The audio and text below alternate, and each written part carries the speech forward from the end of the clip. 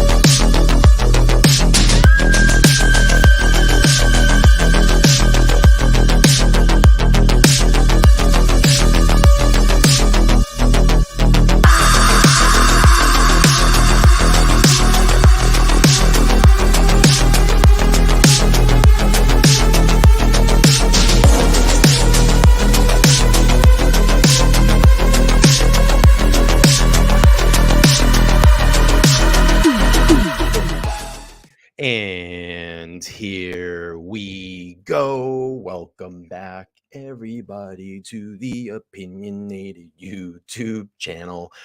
Holy smokes. It's March 2nd, 2023, and there is so much going on today. I'm sure you guys have heard Alec Murdaugh is guilty on all counts, and he will face sentencing tomorrow. I'll be curious to see if anybody's going to read any type of impact statements. And I have to say, I feel awful for his surviving boy. It's terrible, you know, and it's a tragedy on all fronts when people have to go through that. The family, there's, you know, the wife and son that was killed. You know, this is now changed Alec's life. You know, and the thing that's crazy about it is I'm sitting here today and I'm watching the verdict come down. The verdict watch, and I'm trying to think, how do people go from being very successful people to committing crimes, committing murder, especially on their family? It's terrible. And even just to think this too, look at Alec Murdaugh was a family that was very high and prestigious in that community of a legal team and being lawyers, and went a couple of generations through his family. They were very well known. He had a lot of money, a very nice home, a loving wife and children, and then just becomes corrupt with drugs, stealing money, faking a suicide, killing his wife and child. And then you look at the things that we've been talking about mostly here. Bryan Kohberger went through some struggles in his early life, and I will say this: he is still presumed innocent until guilty. But looking at examples like that, people that just are overcome maybe a drug addiction, they go off to school, have this brilliant mind, study, do well, get a PhD, and now you're in jail for allegedly 4 counts of murder and 1 count of burglary. It's crazy. It is crazy. I don't understand. Let's get to the chats and see who's with us. Teresa's with us. She said Thursday night with the opinionated idiot. V is here. He said guilty face, not guilty. So let's go. I got justice for Dan Markle in the chat as well. Kristen Brown with a $20 super chat. Give her a bell on that one. Thank you so much. She said she just got home and saw the verdict. A bet is the best. A bet is a bet. And then V says evil possession. Yeah. The mind is a very crazy thing.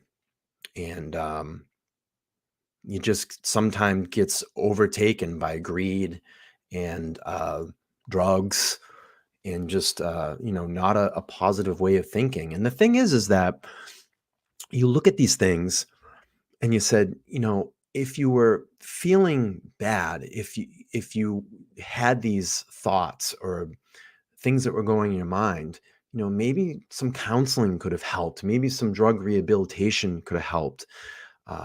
Maybe talking to a friend or a family member. But I think what happens is it gets so crazy deep that the lies keep twisting, and then you're trying to find a way out, and the addictions kick in, and then it keeps spiraling out of control, and it just goes so deep.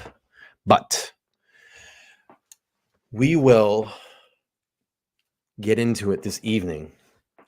V says it makes them do it, and Teresa's thanking Kristen Brown for supporting the stream. I am thanking you all for supporting the stream. I know this is an off night for me, but there's too much going on to not get on here and discuss. We have the second part of the unsealed search warrant that we're going to go through this evening. And I'll tell you, there's a lot of stuff that just seems really sketchy that was confiscated. BC says, we need a poll. Call it the like button or upvote button. All right, we're going to put a poll up for BC. Let's do this. Let's see. All right, we're going to start a poll. Should we call it the like button, or are we saying upvote button? Upvote button. Should we call it the like or upvote button? Let's see. Like. This is for BC. All right. Poll is up. Poll is up. We're gonna settle this. We're gonna settle this by the evening. So whatever you guys choose, the poll is up there. We're either gonna call it the like button or the upvote button. And that one's for BC. SC says yes, they're into deep.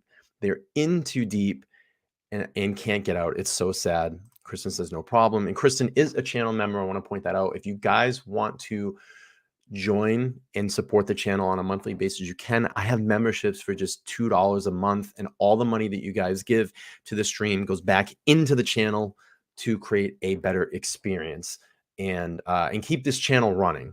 It costs me about $100 a month to keep this channel running. So if I can get my payout every month at $100, I'm good. So Dr. Bob's in the house. Good evening, Dr. Bob. Let's see. Kristen, I'm just checking the wrenches here. All right, Kristen's got a wrench. Perfect. Okay, guys. So we have a lot to go through this evening. Let me just check one more thing really quick.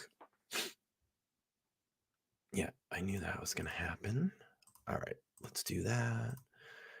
Okay, on with the show. Sorry, got distracted. I promise. I'm back here now. Okay, let's do this really quick. We're going to bring up an article. Okay, guys, we saw it today.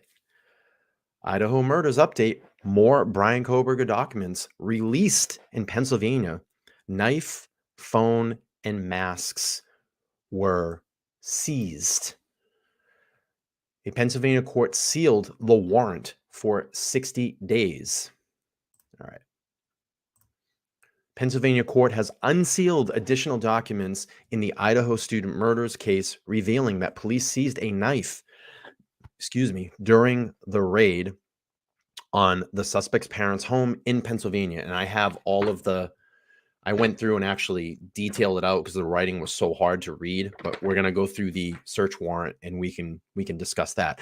Pennsylvania State Police and the FBI arrest suspect Bryan Kohberger at his parents' house in the Pocono Mountains on December 30th during a nighttime tactical raid. Their search of the home, his car and garage, and the shed on the property. The new warrant reveals police took a door panel from his car, seat cushions, headrests, seatbelt, visor, brakes, and gas pedal, and a Band-Aid, maps and documents, and other items. From the house, police seized several weapons, including a knife and a Glock handgun with 3 magazines. They took a cell phone, laptop, a blackface, masks, and as well as a black hat. The list also included a prescription and a green leafy substance. I wonder what that is. In a container, vehicle paperwork and other documents, including a phone bill and a handwritten password, and a book with underlining on the 118th page. Additional items seized on December 30th raid at Kohberger's parents' home included a computer, hardware, paperwork from WSU, where he studied for a PhD in criminology, a few miles of the victim's home, in a spiral notebook. Police were looking for anything that could connect Kohberger with the victims, including evidence he had surveilling them or compiling information. The 4 a.m. ambush attack killed the 4 a.m. It's going to kind of just go into the history here, but we already know up into this. I just want to see if there's anything else. According to the previous released court documents, police found a K-bar style knife sheath near Mogan's body and recovered DNA sample from the snap. And that's really, really it. But and then just talks about his upcoming date in court. So yes, another big break in the Bryan Kohberger case. Have you guys had a chance to read through any of the unsealed warrant? I'd be curious to see what you get. Also, let me know in the chat. I'm curious because I know that I've been wanting to cover Alec Murdaugh. Obviously, now the verdict has come out. It only took less than 3 hours today. I'm wondering how you guys felt about that case. Let me know in the chat. Did you feel he was guilty? Was he innocent, or were you undecided? Myself, from what I saw, I felt that he was guilty, right? As the evidence started coming out, the little that I was, kind of reading about the trial, just things didn't add up for me. He basically lied about stealing money. He lied about taking drugs. He lied about this murder-suicide. Basically, everything that he did in his entire life was a lie, but he didn't murder his wife and kid. Just, I don't know, just didn't sit with me, and obviously didn't sit with the jury as well too. But really, really interesting stuff. And V says, I think guilt by his face alone. Yeah, I think that what he tried to do was minimize his body language. You'll see a lot of people that, maybe guilty will kind of sink themselves in. I'm sure he was coached, appear small. They probably wanted him to lose some weight because you noticed, when we first saw like video of him, he was a very heavy guy. This time around, seeing him in court, he was very skinny, probably had lost 40 or 50 pounds. It was probably all by design to see small and meek, a weak guy, but very tactical, very cunning in his criminal mind. And the things that he did are unspeakable. But he's gonna go to prison probably the rest of his life, and tomorrow most likely will be his sentencing. SC says, I felt he was guilty from the beginning, and so did I. So did I. So before we get into reading the unsealed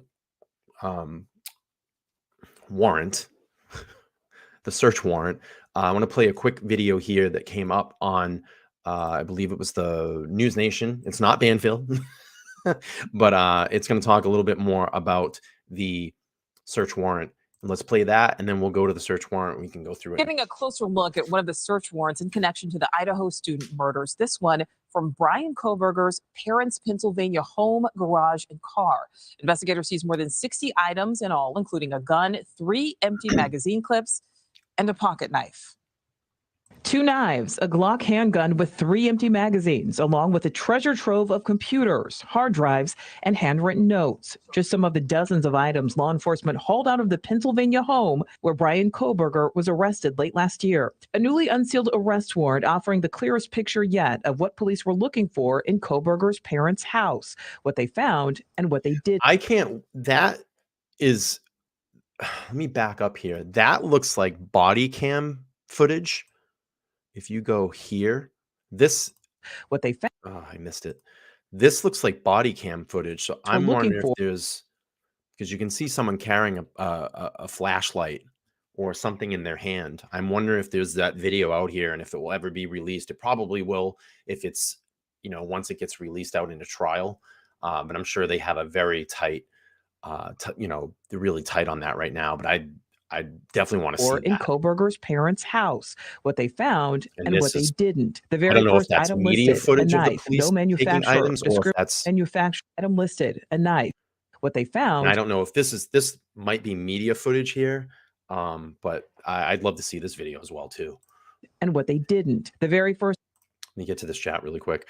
Let's see. Kristen Brown said, I have a hard time believing someone who had everything to do with this to his own family, but the jury saw all the evidence and he is guilty. Poor Buster. Yeah, I feel bad for his kid. Dr. Bob says, the same night in the future, we should discuss a concept of reasonable doubt rather than guilty or not guilty. I agree with that, Dr. Bob. Thank you so much.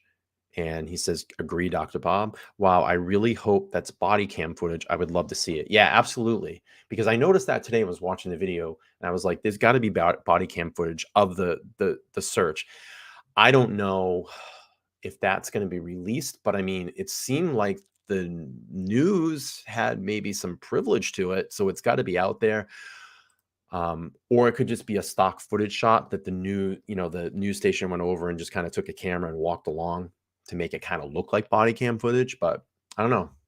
I'd be curious to see. First item listed, a knife, no manufacturer, description, or other details included. No indication if it could be the murder weapon that police are still believed to be searching for. A fixed blade knife, the sheath of which was left behind at the scene of the murders. A Smith & Wesson pocket knife taken from the house does not appear to match the description of the murder weapon. The warrant shows authorities were looking for any signs of blood, bodily fluids, or other DNA, like hair or fingerprints, but no such items were taken from the house.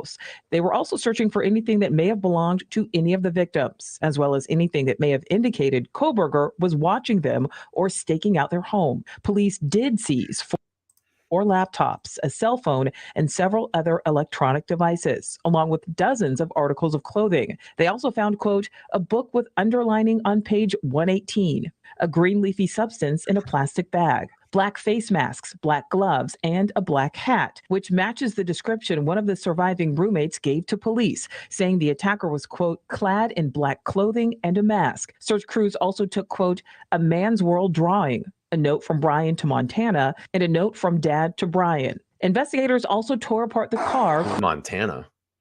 Kohberger drove from And that's the thing, though, too, is you have all that clothing. When they stop processing it, if they, you got to start wondering. They found a knife. Are we going to find any DNA on that knife? They have a bunch of clothes that they took. They're going to process that. Are we going to find any DNA from the victims on there? Are we going to find any, blood or hair, fibers? Are we going to find any connection to that article of clothing or any of those article of clothing being something from that house? Because maybe, sometimes these serial killers, they take trophies, So SC says, whoa, a note from his dad. And we're gonna talk about Bryan's dad, because this now is starting to make me wonder some things too. Let's see. Kristen says, I can't imagine he would have kept his clothes he wore that night. I think the car will be key. Yeah, but let's say you have that clothing. You don't want it in Washington. You want to get it as far away as you can from Washington. So what better time to do it? Take it with you when you go back to Pennsylvania. Stash it away somewhere there in your room, in the house, away from Washington. So if any shit comes up, and let's say 2 or 3 months go by and they come here, I don't know what you're talking about. I don't have any clothing, blah, blah, blah. You're not going to, they're not going to find anything. It's now in Pennsylvania. So that's what I would think. Get it as far away as you can. Washington State to Pennsylvania with his father weeks after the murders, hauling away almost everything inside, including seats, headrests, even the gas. Still look at that face, man. That is someone that is scared. That is hiding something. And brake pedal.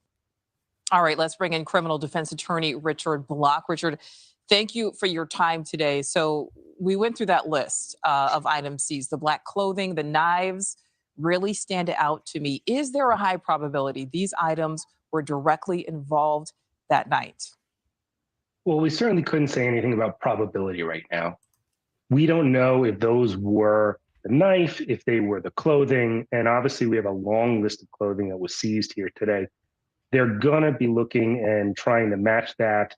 I'm sure all that stuff is sitting at a crime lab right now, and they're going over it with a fine-tooth comb, trying to find blood, hair, anything else that might tie to that crime scene. Absolutely. Well, some of these items, it's a little odd because the gun, full descriptions, manufacturer, serial number, but then there are other items. It just says knife or documents. And one that definitely stands out is what we had in that piece there, book with underlining on page 118. Richard, is there a reason some of these items would be described that way, almost to maybe withhold some of the specifics? Well, that one certainly is an odd one. I couldn't tell you why they wrote book with underlining on page 118 and didn't give you the name of the book or a description of what type of book is, which they did in other places. They described what sounded like some textbooks and other things and notebooks and other places. Who knows on that one? I mean, to be fair, that's two totally different people. So if you look at one search warrant, the other search warrant, maybe that particular individual in one spot is a little bit more detailed versus, someone in the other spot that's not as detailed. They're just kind of rattling off items of what they took. Maybe that's why it's not as detailed. So that's kind of what I thought when I heard this. It could certainly be to hide it, or it could be something as simple as the cover page was ripped off and it didn't have a title on the top of the book. Very good point. Or How FC. damaging FC can could call this in. evidence end up being BC's to his great. defense? I love BC. Well, I think certainly Or they're SC can looking for call in two and give things, me her obviously, account here of, is motive, kind of her Kohberger moment. I'd love to hear that. and they're looking for any other evidence that ties $5 into the super crime chat scene. from BC. Finding Thank you so much. blood for on some of the channel. clothing would be incredibly damaging. And motive would help with what is largely so far a circumstantial case and tying all those facts together. if they found some sort of writing that indicated his desire to commit murders or something like that, or that would certainly be potentially very damaging. And what do you think? You know, they took apart essentially the car, right? We know that they took the gas pedal, the brake pedal. Would there be some reason though to have kept the car intact? Well, they're taking it apart because they're looking for anything that might be hidden inside of it. This is the kind of thing what we see often when cars are stopped for drug stops, that the whole car gets torn apart. Because in a car, most normal people don't realize that there are plenty of places to hide things inside a car where you wouldn't normally see them. So that's why they're tearing the car apart. They're looking through it for anything that might be in there that, or of course, they're also going to be looking for blood and other things that might be found in the carpet or, you know, or underneath a latch or something like that in the car. Absolutely. All right, Richard, thank you for that. Thank you for watching. I don't mean to laugh, but I got to pull this up. BC says, if you think BK is guilty, hit the like button. If not, tell us what drugs you're on. We always presume innocence here until proven guilty. We just got to make sure that we get that out there. Kristen loves it, but I understand. I get your joke. It's good stuff. It's good stuff. All right, guys, let's bring up the second search warrant. Let's take a look at this. I've been kind of waiting to dive into this all day. Let me kind of get this bigger. So how's that? You guys can see that probably a little bit better. All right. So Commonwealth of Pennsylvania, County of Monroe. There's some personal information here, but it's obviously been redacted. It's public knowledge, basically all out there. So let's see. Specific description of premises and or person to be searched. Obviously, they're going to seize anything in that white Hyundai Elantra 2015 bearing the VIN number and a Washington registration. I'm not going to read the plate and then the owner of the car, Bryan C. Kohberger, date of birth 3/21/94. So it's a warrant of application approved by the district attorney. It was signed off on 12/29/22. And it's basically the paperwork that we went through yesterday, what time they were executing the warrant, on what date, who was the judicial officer that oversaw it, signatures from that officer itself. We go into the police return of service and inventory. So just more legal information here. The officer that's making the return, the time of return, particular search. And I read through this stuff yesterday. It looks pretty much the same as the search warrant I read yesterday, all the particulars of things that they were looking for. But we want to get kind of down into the meat of the bone here, as they say. This here says, see attached FBI FD-597. I'm sure that's probably some type of document number or a case number that they're using.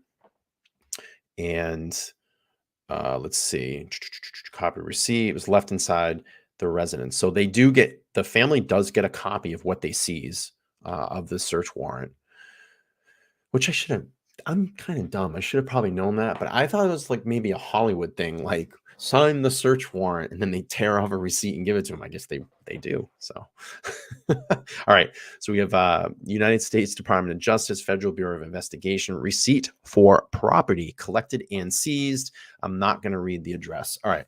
I've kind of deciphered this earlier, but I'm going to go through line by line. So number one, they seized a knife. We don't know what type of knife. We don't know what kind of knife. We don't know if the knife was at the home or was, traveled via car and was put in the home. Really quick, let me just bring this chat up. Kristen says, do you think them taking the whole seats, cushions, brake pedal, etc., instead of just a standard swab shows there was no visibility evidence anywhere? Well, you have to keep in mind, they know he cleaned the car. They know they cleaned the car. He cleaned the car. So, he had a couple of days up until when he traveled back to Pennsylvania. So they don't know if in between he was cleaning the car. But the thing is, if you're looking for DNA evidence in the testing that they have now, let's say 20, 30 years ago, when was DNA really became big in the 90s, probably right around the O.J. Simpson trial. That was really the first exposure that we really got to it, but I think maybe a couple years prior to that, 90 or 91, might be a little bit earlier into the 80s, maybe 88 is when it really became relevant in cases. And up before that, they weren't really doing that. They were collecting samples, but there was really no, firm testing on it. So you have to think, you're going to basically take apart anything where that human body has been. And I'm going to tell you. So you figure, he sits in the car, you have the seat. If he has blood on him, that could soak into the cushion. What was it? The armrest? Would you say? Brake pedal. So the brake pedal and the gas pedal would be if there's blood on his foot and he gets in and he's operating that vehicle, brake pedal, gas pedal, if there's any trace DNA or DNA that's been left on that brake pedal. So let's take that out of there. Let's take the seat cushions out. Let's take, the leather, if it's cloth. They're going to process everything. And I said that they're going to rip through this car entirely and swab and test. They're going to look for fibers. They're going to look for hair. They're going to look for fingernail clippings. Anything that can be processed is coming out of that vehicle. Did you see the Gonzalez attorney say the prosecutor is the one leaking information? I did not read that, but I did hear something about what was it? There was some debate if it was going to be what's the word I'm looking for? Xana's mom or a couple of the families that are involved, the defense attorney has represented them in legal cases before. And I know that the judge had to have a sidebar to basically, find out what information, they had in these cases, or if it was going to be like a conflict of interest. The judge said it was okay to go forward. But today I think I read something that the defense attorney, her name slipped my mind right now, is saying that she never had any contact with Xana Kernodle's mom or any of these victims' families before. So I found that kind of weird, but I didn't see that.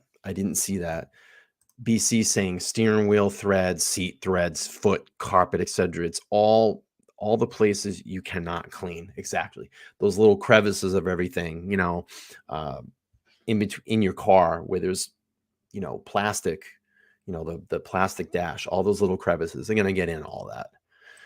Okay. So we have the knife.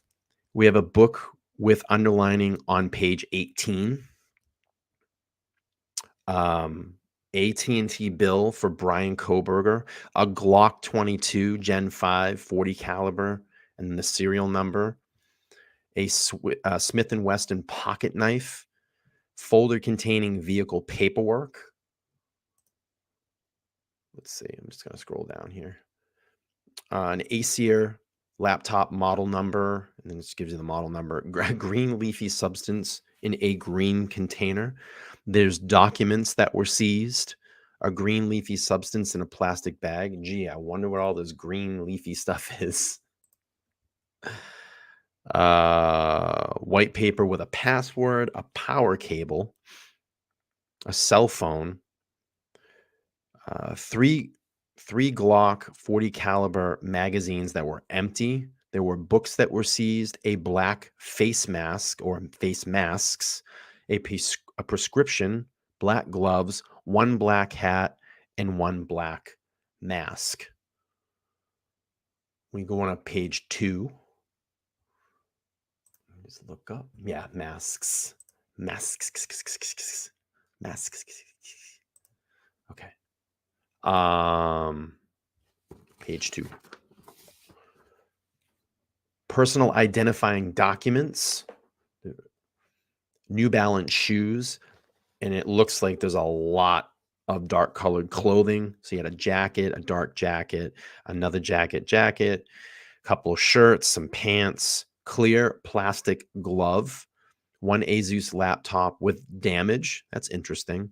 One HP laptop with damage. This is interesting too. Oh, it looks like he probably wrote it twice, crossed it out, put it below, and then the clear plastic glove. What do we got? 1 HP laptop with damage, an application record for a sale of a Glock 22, Gen 5, 40 caliber. Item photographed but not taken. Item photographed but not taken. So they found something in the home that they took a photo of, but they didn't take it with them.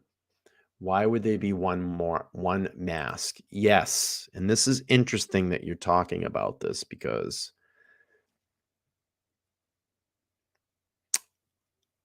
the thing to me now that I'm starting to think about, and I go back to the body cam footage of when Kohberger was pulled over in Indiana. And I find it interesting that his dad had that conversation with the officer about the shooting at WSU. And I'm not tying that shooter to Kohberger. I know some people are. Some people like, oh no, that was the kid that did it. He did, he was the one that committed these crimes. It's not Kohberger. They're framing Kohberger, or they think it's Kohberger. Maybe he had some connection, with this guy, or friendship. But I find it interesting that, it's a long drive from Washington to Pennsylvania, and, knowing all this stuff that was taken and brought to the house, I just wonder if there was conversation. If I wonder if, I don't want to say like Bryan had that come to Jesus moment, but you know how you guys all are. You would, tell your friends or parents something that you wouldn't not naturally talk to, about anybody else. And I wonder if Kohberger did do this, if there was a conversation in that car, like, hey, I did something bad, or I might be wrapped up in something.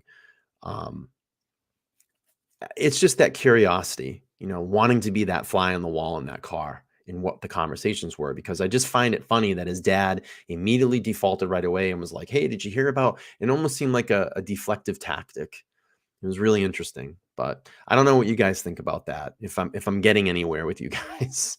But looks like BC pulled up an article here. Let me pull that. Let's see. Okay, hang on one second. Let's we'll come back to the search warrant. Let's pull up what BC. I think this is about the Gonsalves family saying that the prosecutor was leaking information. Okay, so we have from KXLY.com, Spokane is saying, let's see, Gonsalves family attorney accused Idaho prosecutor of leaking information on February 28, 2023. Moscow, Idaho attorney representing the family of one of the University of Idaho murder victims accused the prosecutor in the case of leaking information. Shannon Gray made the accusations in court hearing in January. The hearing was held in chambers, meaning it was not open to the court, and the information was previously sealed. Monday, the judge in the case unsealed a summary of what happened. Wow. The judge in this case told the attorneys that the proposed, hang on a second. Let me just bring this down so I don't have to tilt my neck up. What did I do? Hang on, guys. Sorry. Let's do this. Okay, perfect. I'm not cranking my neck up looking up because I have another screen up here. Let's see. The judge in the case told the attorneys that the proposal of the meeting was in response to what she had been seeing and hearing from media sources. The November murder of Kaylee Gonsalves, Ethan Chapman, Madison Mogen, and Xana Kernodle made headlines around the world. The judge said she had been trying to ignore the coverage because she will be presiding over the preliminary hearings. She advised them not to speak to the media and said they needed to advise their clients about concerns with publicly sharing information. She told them that if they violated a non-dismissal order, she will have to either find them in contempt of the order and or report their actions to the Idaho State Bar. Wow. Shannon Gray, who lives in Oregon, has been representing the Gonzalez family and has been interviewing on their behalf before the gag order was put in place. Let me get a sip of water here.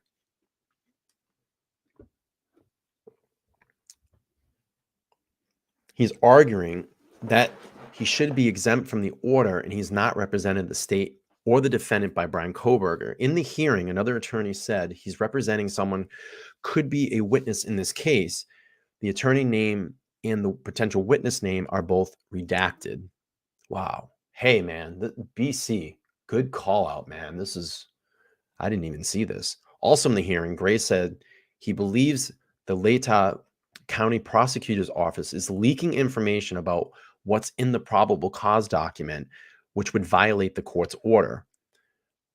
Prosecutor Bill Thompson denies the allegation, saying that the state is concerned about the ability to impanel an impartial jury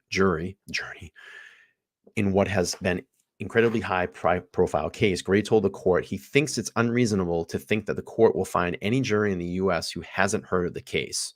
This is probably true. I mean, they did it in the O.J. Simpson trial, and that was a big case. That was a huge case. Everybody heard about that. And, they did it. So it can be done. It's just going to take a long time to find a jury. He says the client, Stephen Gonzalez, kept the story alive during the investigation and that he comments helped in the investigation overall. You have to keep in mind, too, Stephen was talking a lot. He was talking a lot, too, and he knew a lot of information, inside information, and he was saying a lot of stuff. So until he got shut down. Gray had asked the court to reconsider whether he is subject to the gag order. I mean, he was very critical of the Moscow Police Department. He was very critical of all the investigation. Chief Fry. I mean, he was killing everybody when he was going on, nightly news and talking about it. And listen, I get it. Your daughter has been brutally murdered, and you have to be the voice for her. I mean, I understand that. Judge Marshall said in the week that could depend on the outcome of the similar case in which the media organizations have asked Idaho Supreme Court to step in and consider the gag order. Wow. Great finding that, man. Appreciate that. So let's bring this up really quick. I'm missing the chat. Sorry, guys. So SC is probably going back. She said, I totally agree. It was a panic answer. And I think that's why Bryan was looking at him like that. And then BC says, I agree, SC as well. And SC, Kristen says she agrees as well. Yeah, I mean, and that's why I keep going back. And you have to start thinking like, did his dad know something? Was he telling his father, like, look, I don't know if he said maybe the full details, but maybe he said, hey, I'm in trouble. I got into some trouble. Maybe Bryan was acting weird and out of sense. And his father was like, hey, what's going on? You're acting weird. Or, I'd love to be a fly on the wall in that car. Or maybe just, he just shut down completely and didn't say anything on that long ride back. But he looked pretty panicked. When the police rolled up. So let's continue through with the search warrant. So we left off at clothing. Where are we? 204. One Asus laptop with damage. We got through that. One item photographed and not taken. A note in the desk. Interesting. Criminal psychology book and documents of DeSales University notebook. All right. We're going to go down to page number 3. They took an extra large Columbia Navy fleece, a man's world drawing. That's interesting. ID cards inside glove box. So this might be the car. This is going to probably be the car. ID cards inside glove box. Inside glove, inside box. I don't know what that means. Various criminology books, notes, license, and card, a dark colored hat, black gloves, Seagate Barracuda 1 terabyte Samsung solid state drive. They're going to have a lot of digital forensics to go through.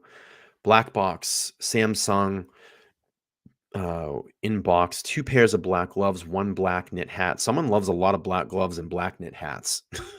Dark green shorts, sleeve shirt, black long sleeve shirt, black sweatshirt, gray jacket, 2 pairs of black pants, 1 pair of black jeans, 2 pairs of black jeans.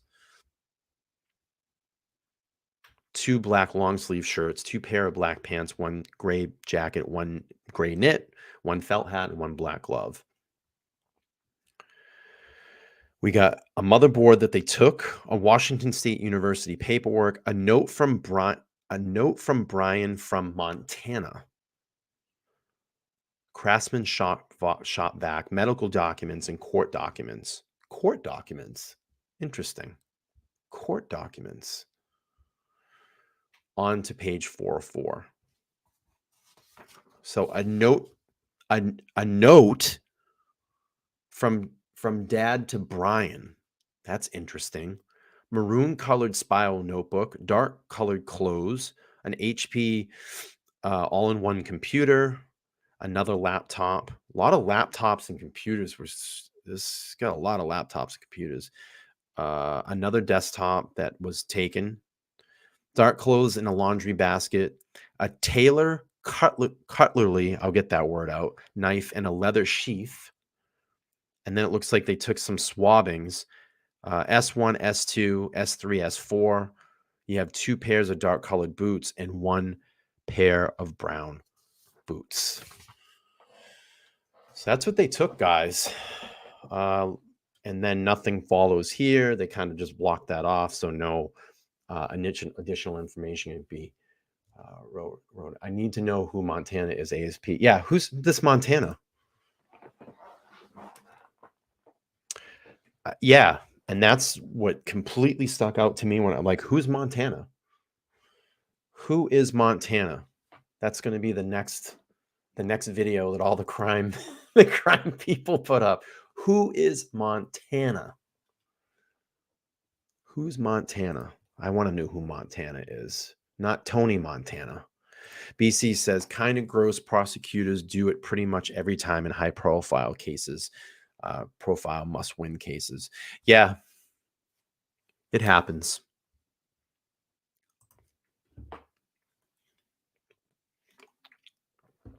So you see Michael F. Kohberger's Jr.'s signature there. And let's see, I'm not going to read the address to the house. And I urge anybody in this chat, do not harass anybody at that address. Do not harass any of the family members that are in this document. I don't want anybody going there. I don't want anybody calling or harassing or showing up at their house.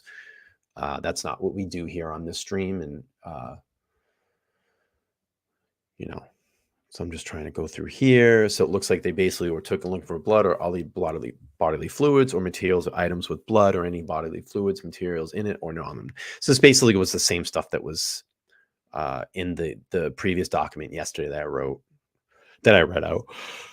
So nothing really new in the sense of that, but that Montana is very, very interesting.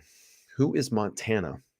And it's just going to go through basically details of the case, and we're going to see the probable cause affidavit that is attached to this as well.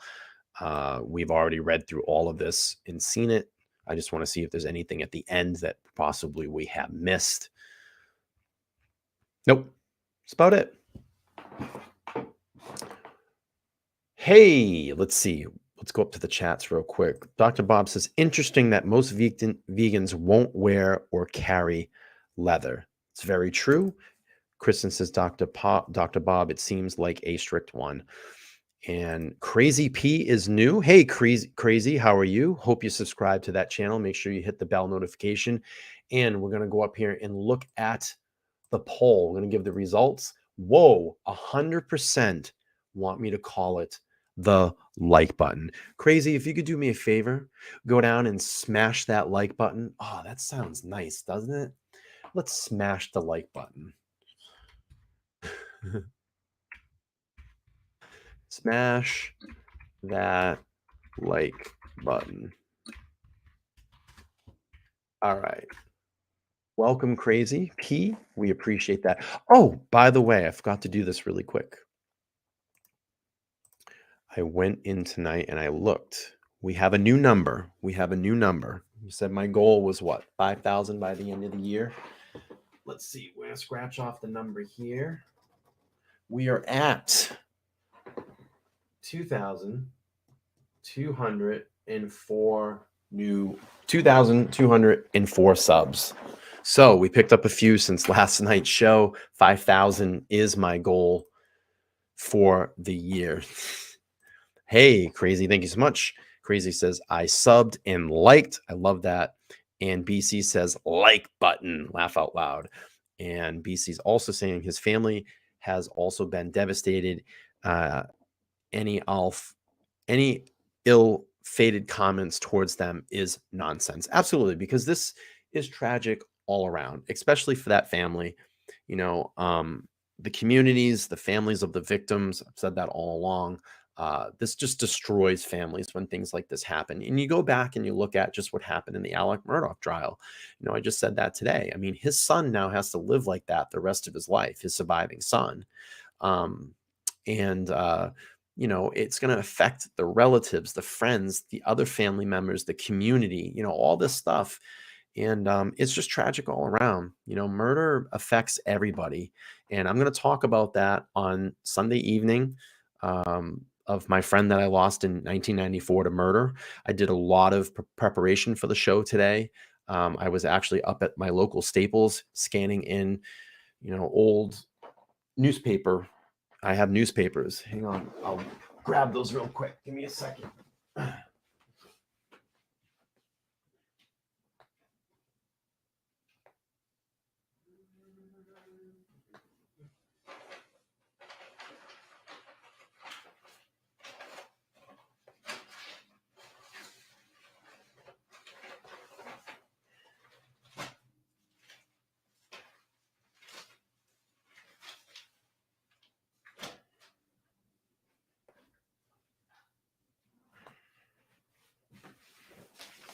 I'm not going to show too much too quick because I did redact the names in the articles. I literally was going through today on the digital scans and redacting the names. But so, you know, these are unfortunately the memories I have of it. But we'll go through this on Sunday and we'll talk about that. But that's the headline right there. So something to go through, and I really been kind of digging, you know, through my memory bank because a lot of it's been suppressed over the years. And this happened in 1994. So, you know, a long time ago. And it's going to take me a lot to dig through those memories. And I'm just going to kind of tell you his story and kind of what led up to, you know, what happened. And I've been through it. I've been through, a friend being murdered. My half-brother committed suicide quite a few years ago. So I've been through a lot of those very close connection tragedies in life. So, you know, I feel for these families. I feel for these victims. And, you know, it's crazy. It's crazy emotions sometimes. So, Kristen says that's what is the next Greta. So, short show this evening, guys. I just wanted to jump in because obviously we had the Murdaugh verdict. I wanted to read the newly unsealed search warrant. Interesting stuff. There's a lot of key stuff, you know, that are items that are going to be processed. Maybe some DNA gets found on it. Maybe some doesn't. I'm curious to know who this Montana is. So I'm sure that's probably floating around right now. I'll see what I can dig up on that, if anything, and obviously report back. I will be back on, when's my next schedule? Let me look. I think I got a schedule tomorrow. Yes, tomorrow night, 9 p.m. Eastern Standard Time. If you guys want to set, I'm just banging out the streams. We're going to talk East Palestine, Ohio. What the hell is going on there? You know, we'll get into some rants and politics on that one. And of course, my kind of personal story on Sunday night. You're not going to want to miss that. 9 p.m. Eastern Standard Time. The schedule's already up. You guys just have to go over, click into them, hit reminder. Make sure that you guys have your bell notifications turned on as well too. So again, really short stream this evening. I just want to pop in really quick with you guys on this Thursday, just give you an update of what was going on in the, you know, in the true crime world. And yeah, we'll be back here tomorrow night on, let's see, BC's got a chat. I just wait for it to come up so I can pull it up. Don't forget about us 1%ers when you have 1,000K subs, Hollywood. Yeah, man, you know, it's I will never forget the people that were here from the beginning. You guys are the ones that come here all the time when I'm here on the stream, and don't think that I don't forget you guys. I appreciate it, because I'm sure there could be many, many other things that you could be doing, but it makes me feel good that you guys would come over and take an hour out of your lives, out of someone that you've never even met in your entire life, to come over and enjoy my programming.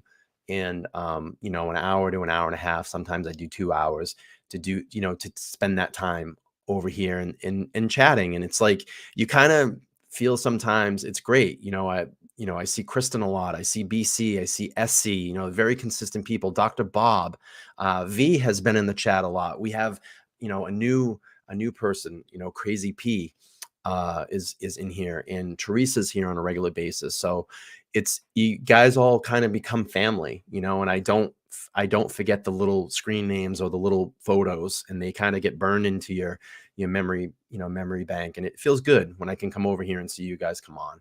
And you know, you're my regulars, and you guys will always be my regulars, and I will never forget about any of you guys. So yeah, I get Greta up here. How dare you? But you know, hey, I just got to keep cranking out the content, getting into that algorithm. The only way I can do that is if you guys keep smashing that like button and coming over and interacting on the videos, because it's the most important thing. But we'll keep growing the channel. I will listen to all of you and make the content that you guys want to see. You know, we'll go from there. But early night tonight, I'm going to shut it down here. It's getting close to about 10 o'clock on the East Coast here. And I'll be back tomorrow night. If you guys want to spend Friday night with me, we're going to talk East Palestine, that the chemical spill there, everything that's going on. And it's crazy. And I am just pissed off about how this is all being handled. There's a lot of people getting sick over there, but we'll get into it tomorrow. And I will see you guys then. Good night, everybody. SC, good night. Dr. Bob says good night. I appreciate all of you. Thank you for the super chats.